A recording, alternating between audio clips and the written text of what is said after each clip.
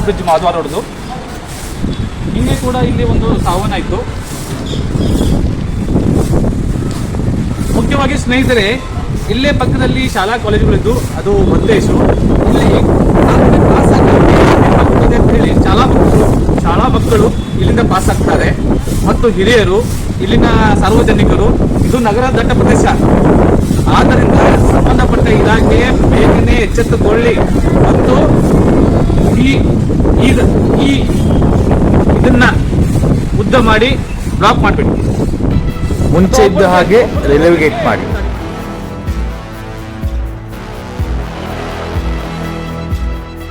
ಇದಕ್ಕೆ ಕಾರಣ ಹೊಣೆ ಯಾರು? ಈಗಾದರೂ ಎಚ್ಚೆತ್ತು ಸಂಬಂಧಪಟ್ಟ ಇಲಾಖೆ ಈ ಗೋಡೆಯನ್ನು ಹಾಕಿ ಮುಚ್ಚಿ ಗೇಟನ್ನು ಸ್ಟಾಪ್ ಮಾಡಬೇಕು ಅಥವಾ ಗೇಟ್ ಹಾಕಬೇಕು.